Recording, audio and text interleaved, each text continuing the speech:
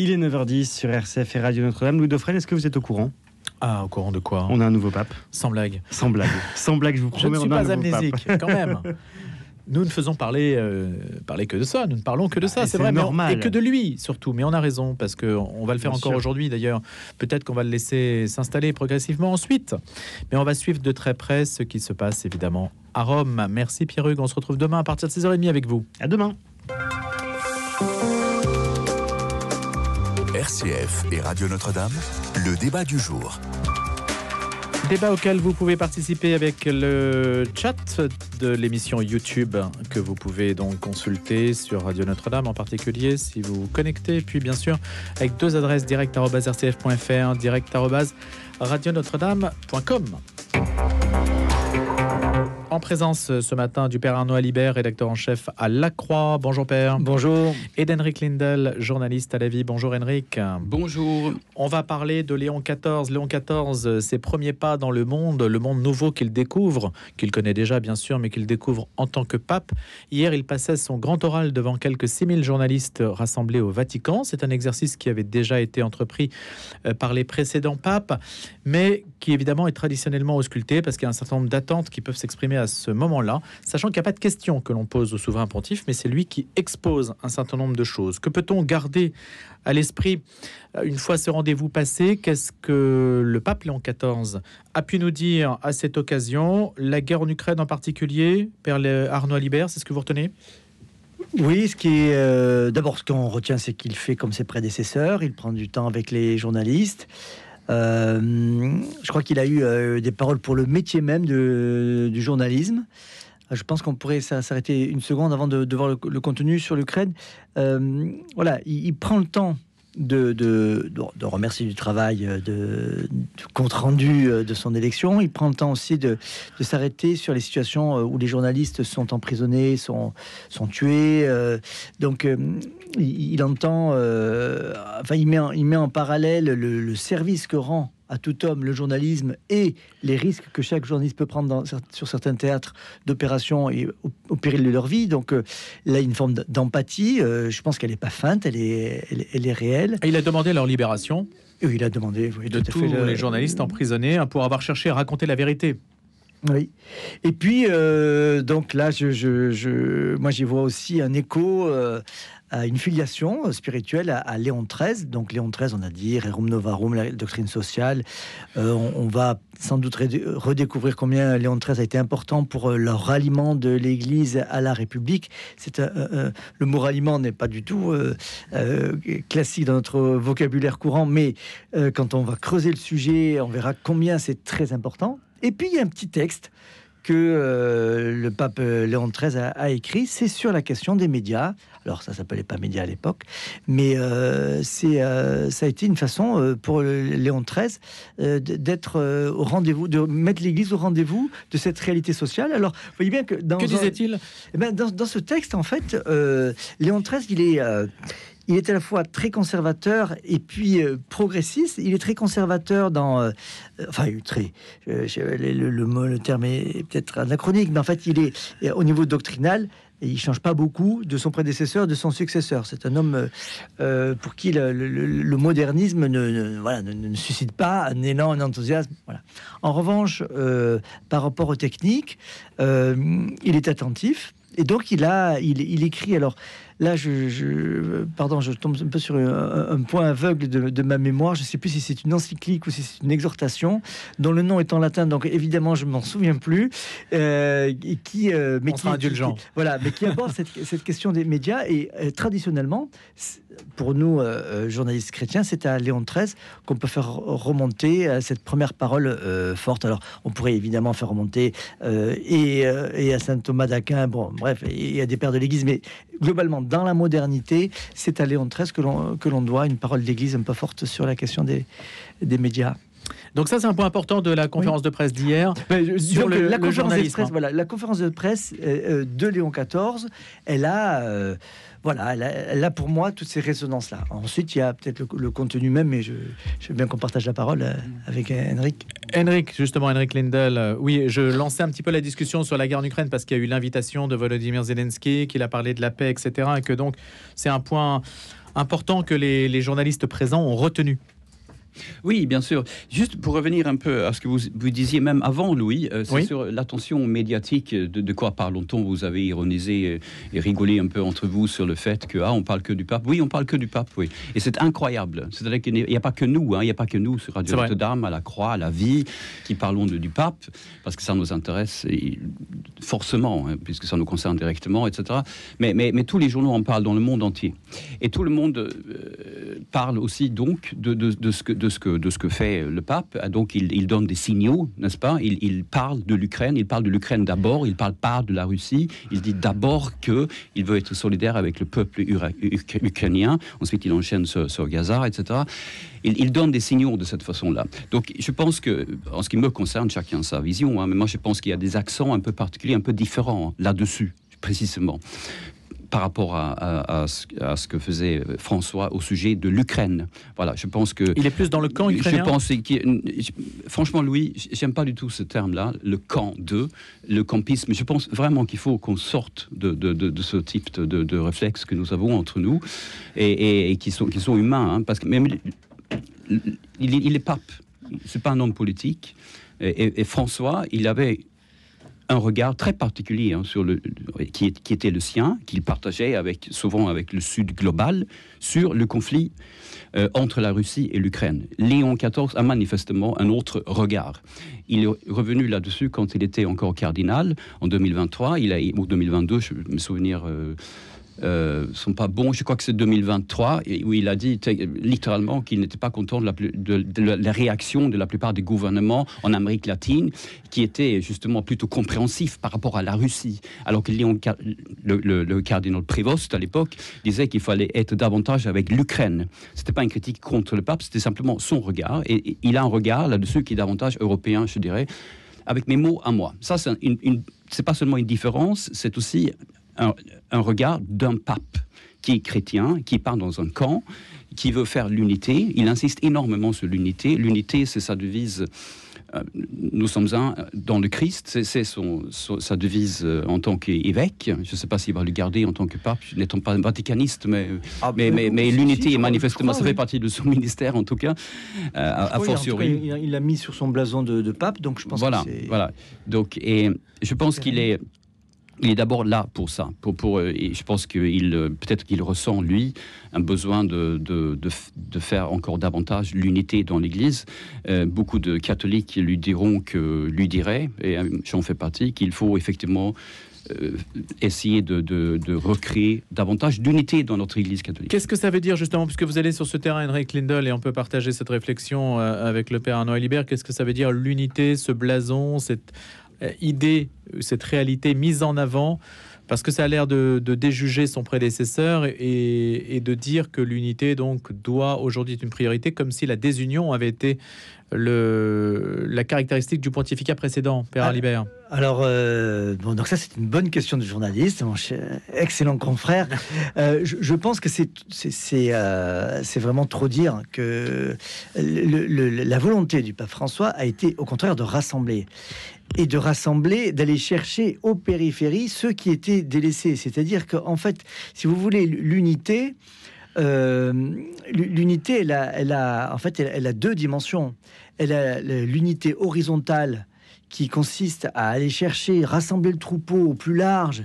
Et donc, plus on est large, plus on dit aux gens, mais venez en gros comme vous êtes, comme dans une fête de famille. En fait, plus on élargit pour qu'il y ait tout le monde, ben moins on connaît les gens, moins on connaît les codes, etc. Plus il y a des risques de mécompréhension. Donc ça a été vraiment le travail de François. Et Léon XIV, avec son style à lui, va peut-être creuser cette dimension donc verticale. La deuxième dimension de l'unité, c'est voilà, si nous sommes tous ensemble, voilà, soyons un. Donc à être un, soyons un, c'est sa devise. Et donc essayer de rassembler plus que ce que ne l'a fait François, en fait, continuer autour des figures centrales qui paraissent importantes pour lui. Donc une approche christologique très forte. Tout de suite, ça a été le Christ. Et ensuite, les grands périls du monde. Moi, j'en vois deux, et j'aimerais en rajouter un troisième, mais je ne Oui. peux pas parler à sa place. Le premier, c'est donc la paix. Ça, il l'a dit.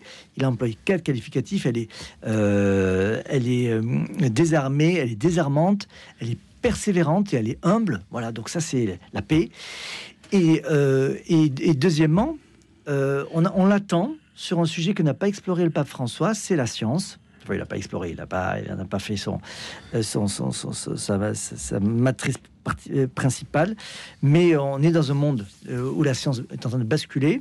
La technoscience, en La fait. technoscience, alors moi je vois 2 sujets. Il y a d'abord les progrès de la science, et puis il y a le fait que aujourd'hui il y a dans le pays d'origine du pape Léon XIV la question de l'asservissement, de l'arraisonnement par l'État de la science, alors que la science doit être un lieu de liberté. Donc il y a tout ce champ-là, avec évidemment l'intelligence artificielle qui va venir percuter les limites de l'anthropologie, voilà, qui sont Donc les c'est là nôtres. qu'il peut être en frontal avec Donald Trump, Et avec... qui va être en frontal avec beaucoup de monde, parce qu'en fait, il va défendre, enfin, je le pense, il va défendre la vision de l'homme, enfin, donc les limites anthropologiques que nous donne la foi chrétienne. Or, l'IA vient titiller l'humanité sur cette limite-là. Voilà, donc ça sera les 2 grandes questions, je pense, la paix et la science. Et puis j'en rajoute une troisième, je ne serais pas étonné qu'il nous fasse avancer encore, c'est l'unité chrétienne et le dialogue interreligieux. Voilà, il y a les paroles de Bartholoméos, le patriarche de Constantinople, à la venue de Léon XIV ont été très chaleureuses. Cette année, en fait, les 1700 ans de Nicée. Il se rendra, il l'a dit, en Turquie, il faut qu'il trouve le moment de le faire. Ça sera son premier voyage, vraisemblablement. Voilà. Il est dans un pays quand même très métissé sur le plan religieux. Hein, il y a à la fois... mais ça, Henri en parlerait beaucoup mieux que moi, mais voilà, il y a ce qu'on appelle la religion civile américaine qui fait que les États-Unis d'Amérique sont un pays où la religion est très importante, mais le catholicisme n'est pas à l'origine de la civilisation, états-unienne. Il y a et le catholicisme et le protestantisme. Donc voilà, il y a peut-être aussi des choses à voir de ce côté-là. Donc la paix, la science et la question du dialogue interreligieux. Trois gros dossiers pour le pape Léon XIV. Ah, mais moi, j'ajouterais immédiatement l'évangélisation. Hein, et l'évangélisation, au sens où François, justement, l'entendait. Il nous incitait à devenir des disciples missionnaires. Il parlait de conversion missionnaire, conversion pastorale. Ce sont là des termes que le cardinal Prévost utilisait déjà beaucoup, et il a utilisé plusieurs de ces termes déjà en tant que Léon XIV, et ça fait partie des grands accents sur lesquels il a déjà insisté. Donc j'ajouterais cette dimension-là missionnaire, et donc au sens évangélisation, moi je ne serais pas étonné s'il voulait relancer en quelque sorte la nouvelle évangélisation. Sous quelle forme ?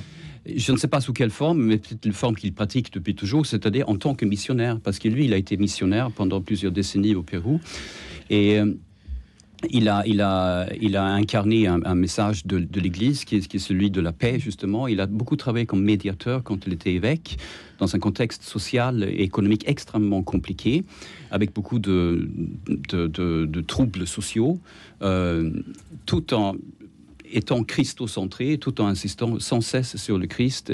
C'est en Christ que nous sommes unis. Il a dit et répété cette fameuse phrase d'Augustin. Je suis évêque pour vous, je suis chrétien avec vous.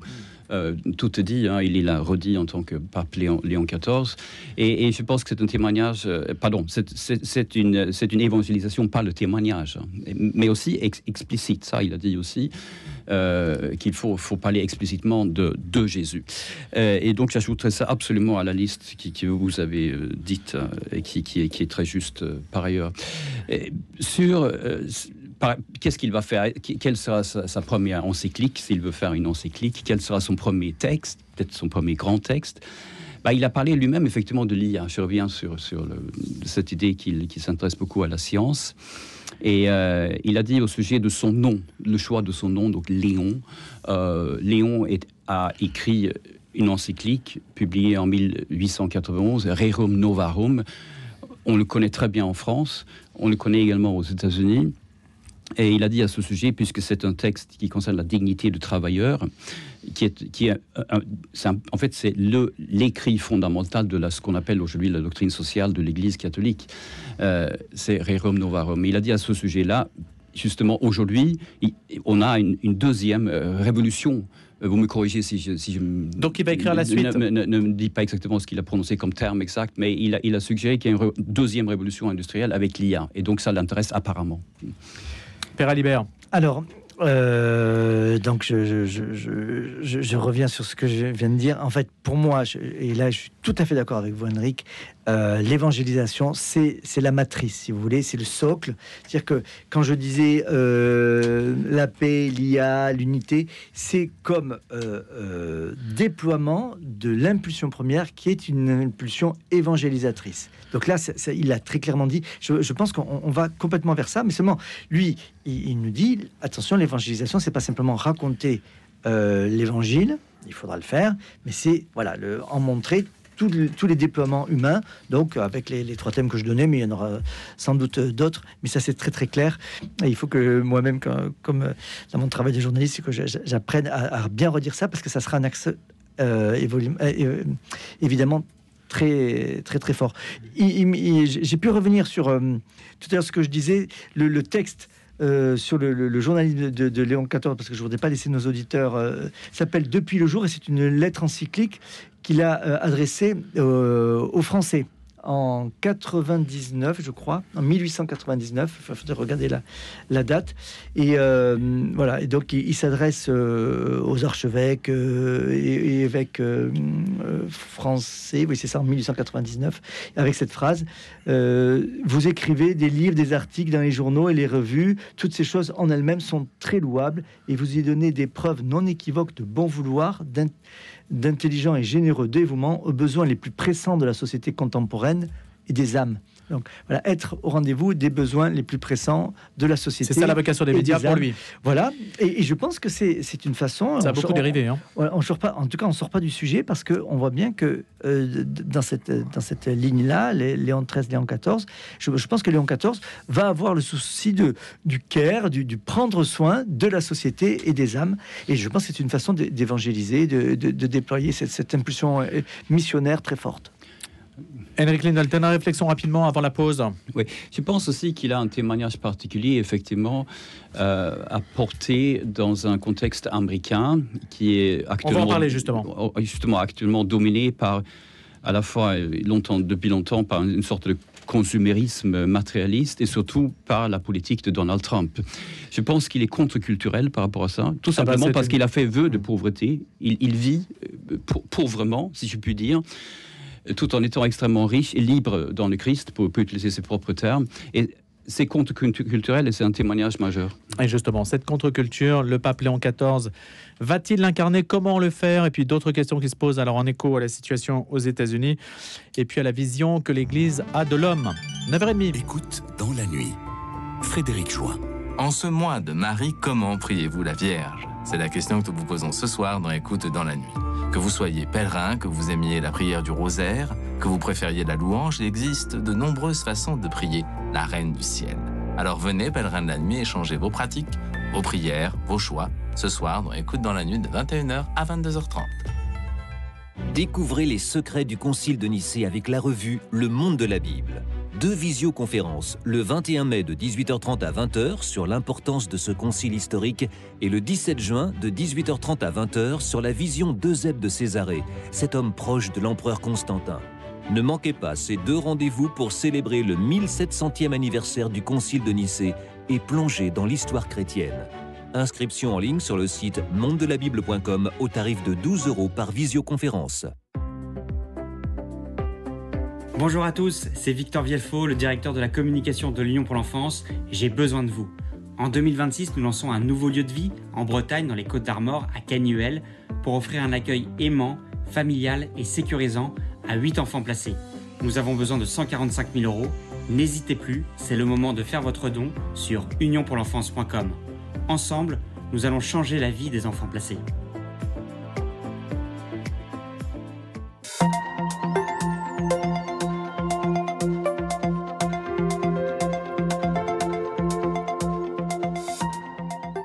Un point sur l'info à 9h30 avec Cécile Mérieux, bonjour. Bonjour, Donald Trump est arrivé en Arabie Saoudite, première étape d'une tournée diplomatique qui se poursuivra au Qatar et aux Émirats Arabes Unis. Cette visite s'inscrit dans une séquence diplomatique intense pour la Maison-Blanche, engagée dans des pourparlers de cessez-le-feu au Cachemire, avec les rebelles Houthis au Yémen ou encore sur le nucléaire en Iran. Cependant, les négociations autour de la guerre à Gaza n'avancent pas, bien que les États-Unis aient obtenu la libération d'un otage américain à Gaza hier. Les relations avec l'État d'Israël se dégradent. En conclusion de cette tournée au Moyen-Orient, Donald Trump a déclaré qu'il envisageait de se rendre en Turquie jeudi. Ceci à l'occasion d'éventuelles discussions russo-ukrainiennes auxquelles Volodymyr Zelensky a invité en personne Vladimir Poutine. Pause dans la guerre commerciale entre les États-Unis et la Chine. Ils ont décidé la suspension pour 90 jours de la majeure partie des droits de douane, des taxes prohibitives qu'ils s'étaient mutuellement imposées et qui ont ébranlé l'économie mondiale. En France, le président donne rendez-vous à tous ce soir dans une émission grand format sur TF1 à partir de 20h10.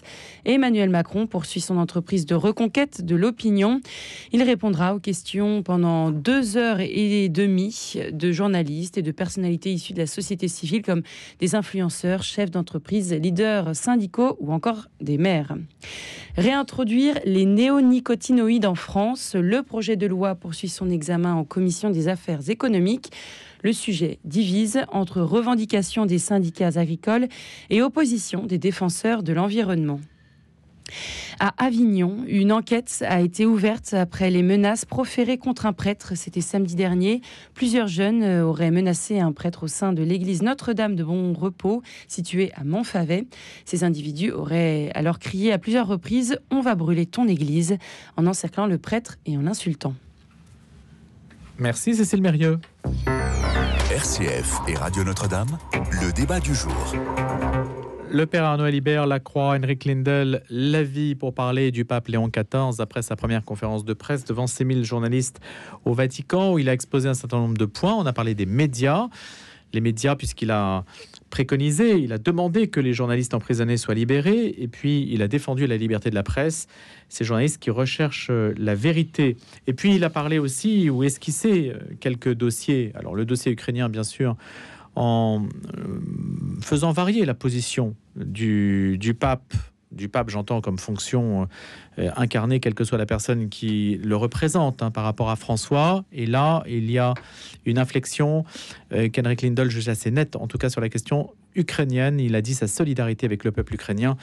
Et Volodymyr Zelensky l'a invité à Kiev. Voilà les deux idées principales que l'on peut retenir de cette conférence de presse. Mais vous êtes allé bien au-delà en mentionnant aussi des dossiers tels que la paix. La paix, ça, il en a parlé beaucoup depuis son élection. Et puis aussi la science et la question du dialogue interreligieux. Alors sur la science, peut-être, puis on repartira sur la contre-culture.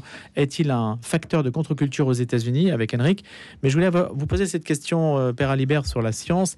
Est-ce que l'Église a les propres ressources en interne pour aujourd'hui s'adresser au monde sur des dossiers complexe. Alors tout est complexe, dit-on aujourd'hui, c'est un peu facile de le dire, mais justement. Mais est-ce qu'elle a encore les ressources? Est-ce qu'elle a les ressources dans l'Évangile pour parler de l'intelligence artificielle, par exemple? Alors, sans aucun doute, l'Église a les ressources pour affronter cette question. C'est presque une tautologie. L'Église, experte en humanité, dit-elle, donc ne peut pas... L'intelligence artificielle étant une production de l'esprit humain, donc a des choses à dire. Et puis, surtout, l'Église, ce n'est pas que le pape. L'Église, c'est 1,4 milliard de catholiques. Et dans cette foule immense, il y a des cerveaux, des personnes engagées sur ce terrain-là qui seront élaborées avec les magistères compétents. Sans doute les magistères locaux, des évêques qui feront des rencontres sur la foi et science dans tous les diocèses du monde. Et puis après, ça va percoler, puis sans doute remonter aussi au Saint-Siège. Donc, je pense que l'Église ne va pas rester les bras ballants face à cet immense défi. Ensuite, que fera Léon XIV? Ça, c'est un petit peu trop tôt pour le dire. Tout à l'heure, on parlait de son encyclique. Est-ce que ça sera sa première encyclique? Je veux simplement rappeler un point d'histoire. C'est que quand le pape François est arrivé sur le trône de Pierre, il a trouvé une encyclique quasiment terminée. C'était La lumière de la foi, sa première encyclique, écrite essentiellement par Benoît XVI, son prédécesseur, mais qu'il a, on va dire, customisé, c'est-à-dire en fait il a réécrit l'introduction à la conclusion et puis quelques points, mais qu'il a en fait validé, qui est un très très beau texte que nous livrent finalement ces deux papes, Benoît XVI et le pape François. On l'a pas assez étudié, mais pour ceux qui l'ont eu entre les mains, ils savent que c'est un très beau texte. Donc peut-être que Léon XIV va trouver sur le bureau un texte prêt à publication et qui sera son premier acte magistériel. Ça, pour l'instant, moi, je n'ai pas cette information-là. Est-ce qu'on peut dire, Père Alibert, puis Henri Glenel, est-ce qu'on peut dire que l'intelligence artificielle sera au pape Léon XIV ce que l'écologie a été pour le pape François? Est-ce que ça pourrait correspondre? En tout cas, il ne faudra pas que l'intelligence artificielle ou que le débat autour d'elle gomme toutes les questions écologiques, parce que les questions écologiques, vous le savez, non seulement continuent, mais elles s'accentuent. Donc ça ne sera pas l'un contre l'autre ou l'un à la place de l'autre. Mais c'est vrai que si on regarde sur le plan civilisationnel, la question de l'intelligence artificielle se pose aujourd'hui dans les mêmes termes, disons avec la même urgence que l'écologie il y a 15 ans.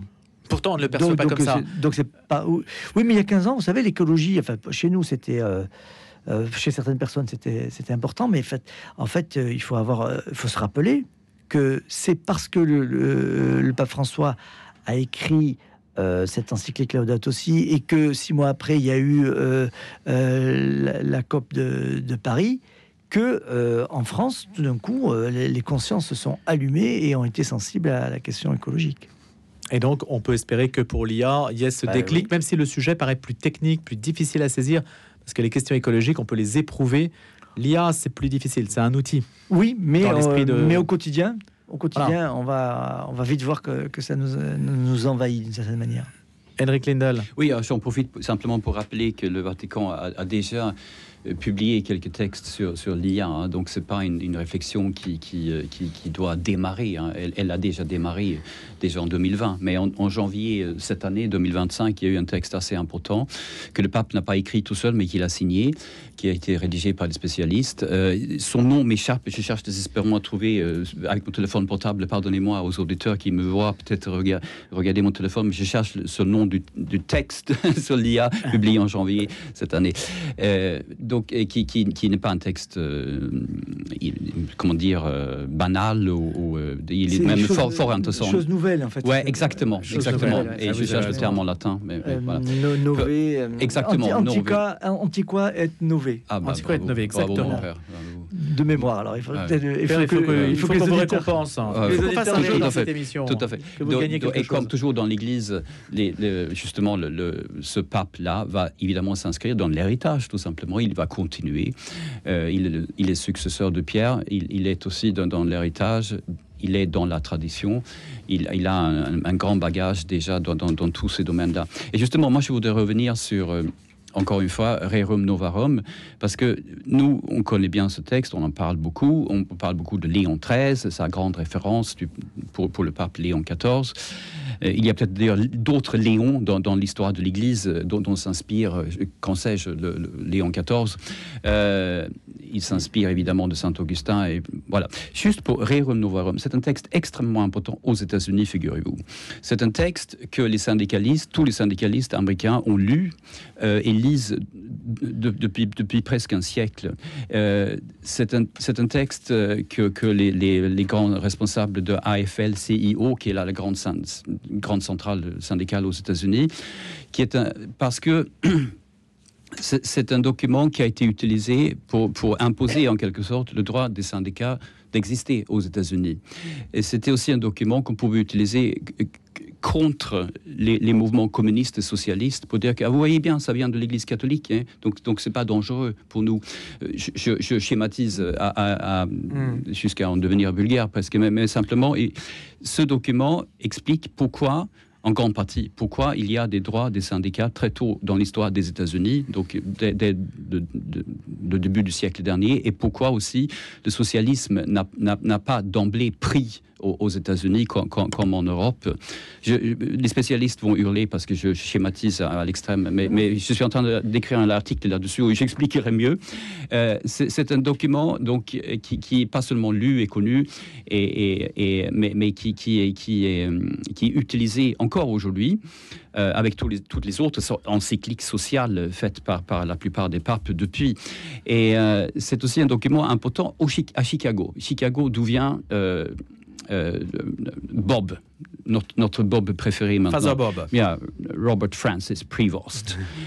Parce qu'il est né à Chicago en septembre 1955, dans un catholicisme qui était extrêmement ancré déjà, qui était ancré à Chicago. L'Église catholique a été très importante à Chicago. Je dis a été parce qu'aujourd'hui, malheureusement, l'Église catholique souffre un peu de la désaffection. De mémoire, c'était à Chicago que le 1er mai tout à fait. du 19e siècle. Voilà, donc, tout est là. Le 1er mai.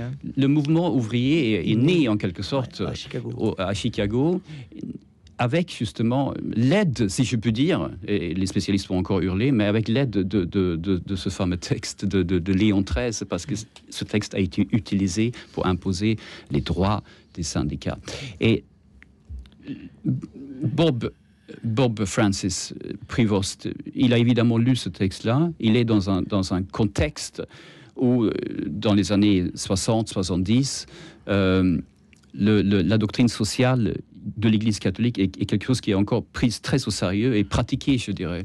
Il est dans un contexte de progrès social, évidemment, mais encore énormément de pauvres.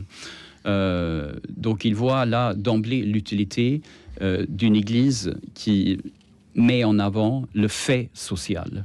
Et pour moi, je pense que ça a été fondateur pour notre Bob préféré, Bob Francis Prevost.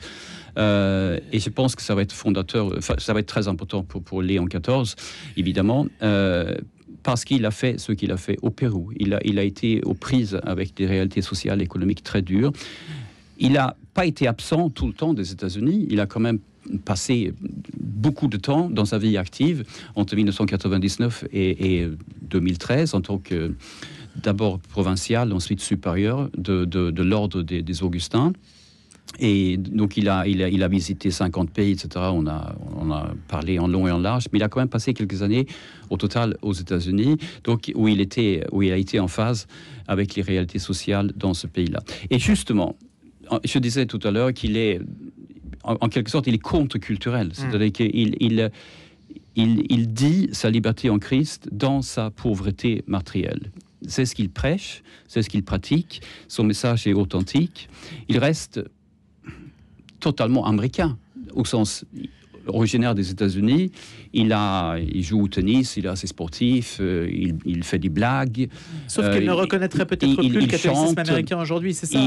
C'est ce qu'on dit, qu'il ne reconnaît pas, il n'est pas tellement à l'aise avec le catholicisme actuel. Ça ne correspond pas tout à fait à ce que j'ai entendu quand j'ai interviewé récemment des Américains. Quand je dis Américains, alors, je veux dire des personnes qui viennent des États-Unis. Oui. Donc, comme il y a une ambiguïté avec ce mot-là, on dit le premier pape américain. Donc, en fait, François a été le premier pape américain. Oui. Mais les Américains disent the first American Pope. Donc, en fait, ils veulent dire que c'est le premier qui vient des États-Unis. Donc, effectivement, est-ce qu'il est vraiment catholique comme le sont la plupart des catholiques aujourd'hui aux États-Unis? Moi, je crois que si. Je pense qu'il a en tout cas une vocation à faire davantage unité, si je peux me permettre de dire cela, davantage unité que François. Mais on a l'impression, c'est ce que je pense. On a l'impression qu'avec J.D. Vance et le réarmement idéologique en quelque sorte du catholicisme américain, il y a quand même des différences assez nettes avec Léon XIV. Ouais. Qu'est-ce que vous en pensez? Père Alibert peut-être. Je pense qu'on exagère. Tout à l'heure, je me suis un peu énervé contre ce campisme qu'on trouve partout dans les médias au sujet de l'Église. L'Église serait une sorte de bataille entre libéraux et conservateurs, entre gauche et droite. Je pense que c'est très, très exagéré. Ceux qu'on appelle les conservateurs aux États-Unis, chez les catholiques, sont effectivement assez nombreux. Mais si on parle de cardinal Timothy Dolan, par exemple, qui est archevêque et cardinal de New York, On dit qu'il est conservateur, etc. Oui, mais il prend en compte ceux qui ne sont pas forcément d'accord avec lui. Il est plutôt consensuel, en fait, dans le contexte américain, qu'on le veuille ou non. Ce n'est que dans les médias qu'il est présenté parfois comme un ultra ou archi-conservateur. C'est absolument ridicule. C'est Dolan qui défend la cause de Dorothy Day. Dorothy Day est vraiment le visage de cette Amérique à la fois ouvrière et catholique, doctrine sociale de l'Église catholique, etc. C'est Dolan qui défend la cause de béatification de Dorothy Day. Si vous voulez, il faut sortir, encore une fois, de notre désir de voir des camps politiques partout. Père Alibert. Oui, merci de cette analyse que vous nous donnez. Moi, quand même, j'ai envie de faire un parallèle, et ça a déjà été fait entre Léon XIV et Jean-Paul II sur cette question sociale. Si on regarde rapidement, à grands traits évidemment, l'élaboration de la doctrine sociale, donc on fait remonter en tant que magistère établi à Rerum Novarum, donc 1891 de Léon XIII. On évoquait tout à l'heure les luttes antérieures. Il faut bien s'imaginer que le 19e siècle est un siècle en fait où les ouvriers, donc les paysans devenus ouvriers, vont vraiment endurer la révolution industrielle dans des conditions de travail effroyables. Donc nous, on a notre Zola, notre Victor Hugo qui en ont parlé, mais partout dans le monde.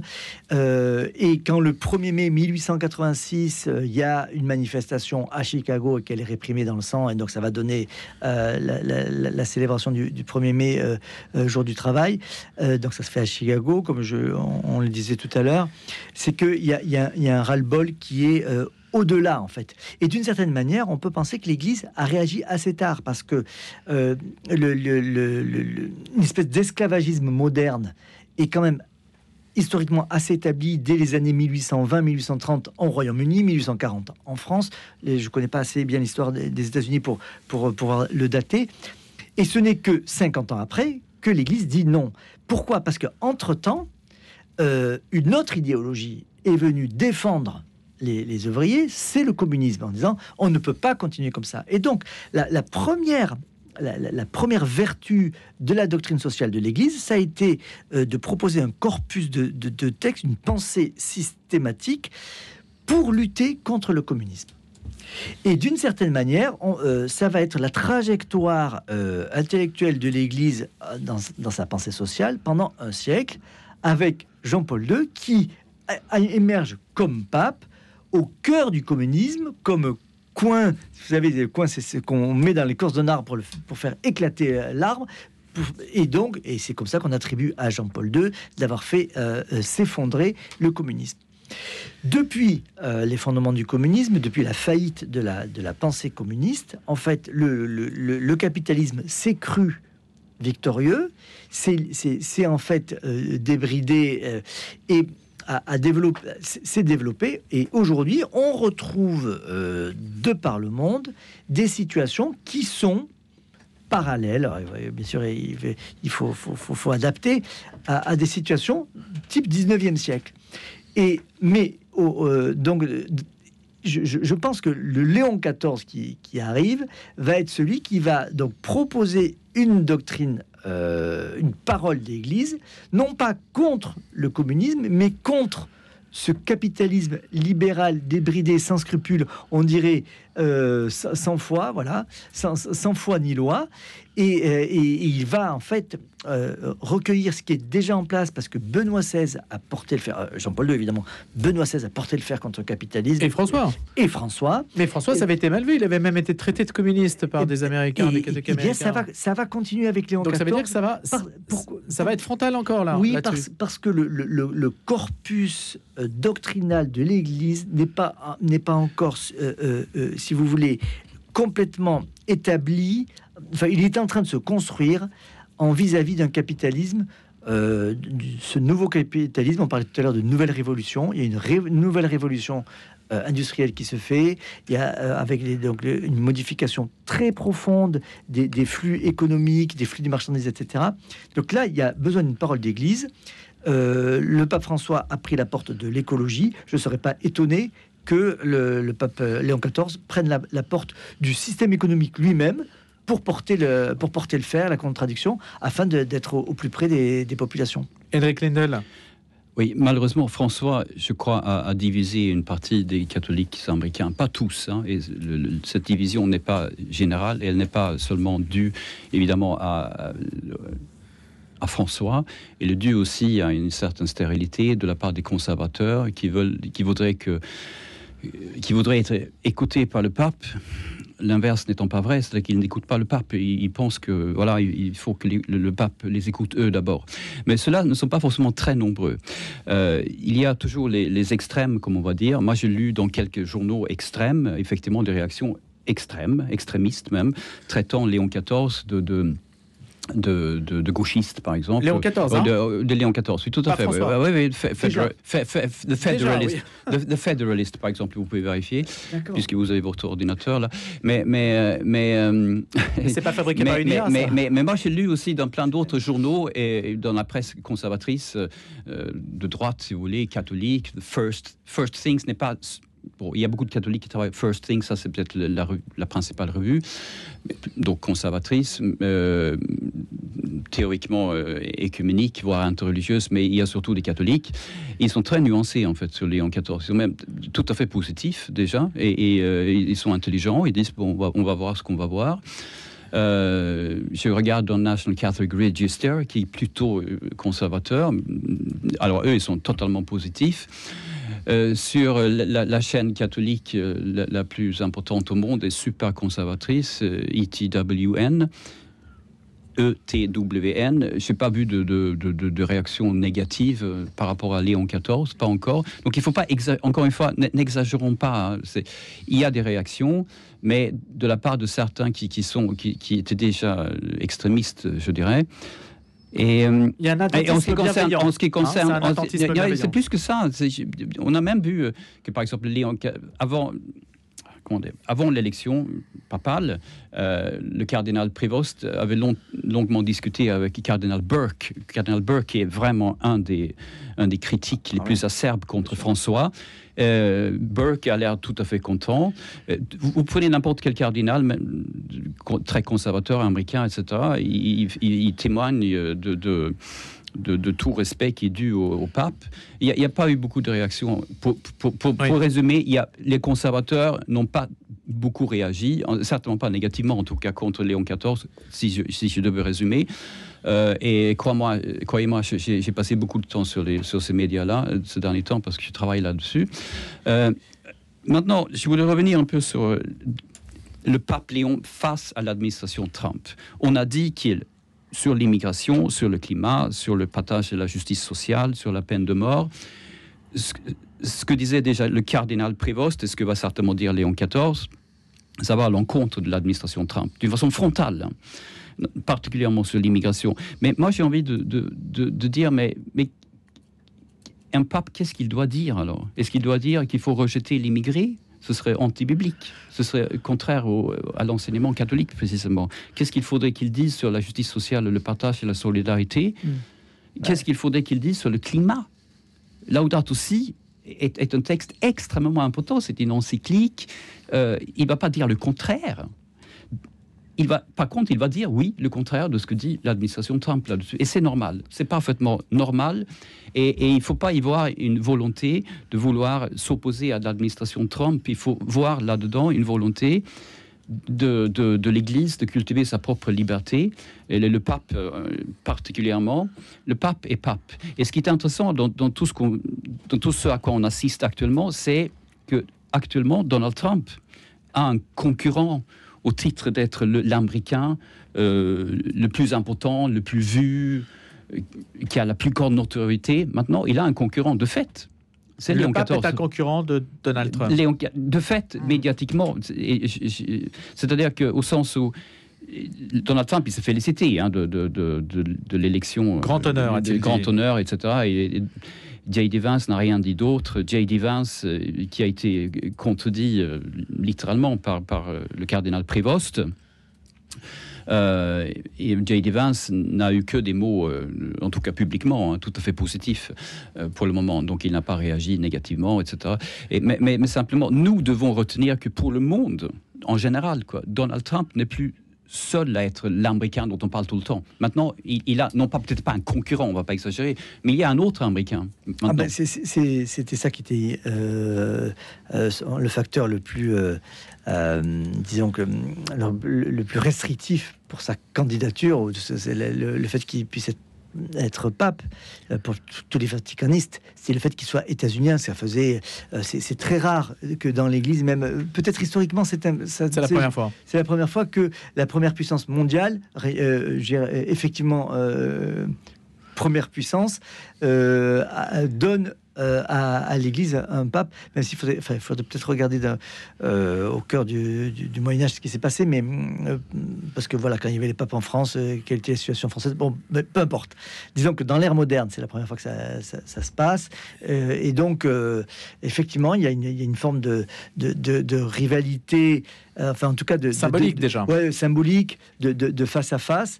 Moi, je pense que Léon XIV va bien le vivre parce qu'en fait, lui, il est en face du monde entier. Il a d'autres chefs d'État à regarder droit dans les yeux, le chinois, le russe, le japonais, etc. Puis tous les grands pays, en fait, et puis la population mondiale en général.